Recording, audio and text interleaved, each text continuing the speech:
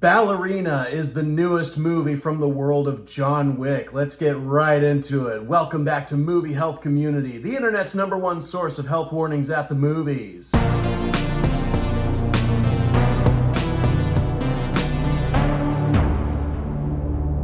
So this is the first spin-off movie and the second spin-off property from the world of John Wick. We've got Ana de Armas in the lead role, but Keanu Reeves is here. Let's talk about it. First off, is Ballerina safe for photosensitive audiences? The answer is no, but I do have some praise to give here.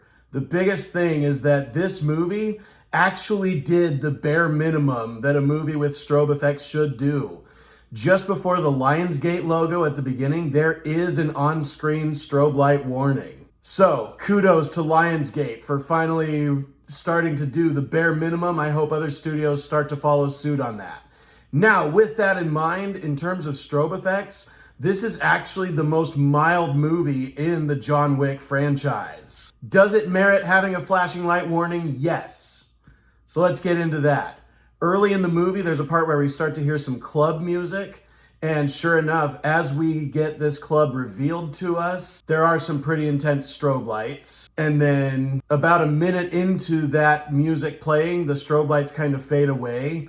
But then as the action starts, the strobe lights return and they are fairly harsh. And you're gonna miss out on a lot of excellent action if you're covering your eyes during this scene. And it does go on for quite a few minutes. And then just like with the rest of the franchise, this movie uses a lot of bright muzzle flashes with its gunfire, especially with automatic weapons that create really fast muzzle flashes.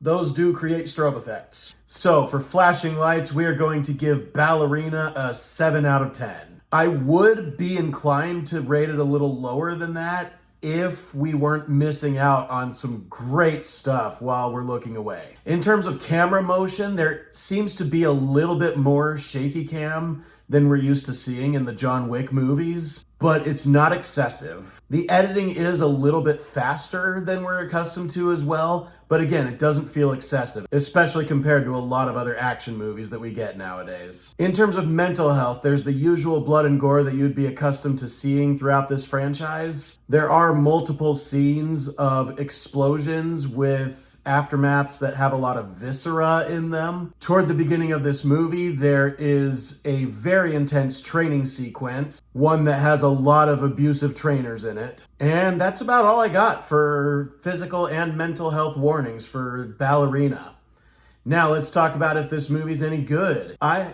If I had to rank Ballerina among the other John Wick movies, I would put it right on par or maybe even slightly above John Wick Chapter 1. And that's saying a lot because all of these movies are great and they still haven't lost their steam. The biggest, very pleasant surprise of this movie is the fact that they still manage to be really creative with their action sequences. There's one action sequence that does a lot of creative stuff with ice and another one that does a lot of really creative stuff with fire. None of which we've seen in this franchise, and all of which looks like it was so fun, so complicated, and just so satisfying to see unfold on these screens. The prologue to this movie features a younger version of Ana de Armas' character, and I've got to say, they nailed the casting. I fully believed that this actress was a young Ana de Armas. It was that easy to suspend my disbelief for that. There was a lot of use of the human shield trope that hasn't been done this well since Total Recall. And I'm talking 1990 Arnold Schwarzenegger Total Recall. The thing that kept me most engaged with this movie is how much experience comes into play in the movies about John Wick. And with this, we're seeing a much less experienced character in this world of assassins. It's clear that that is the top thing in mind with the stunt choreography and the stunt coordination, that this character is supposed to be way less experienced.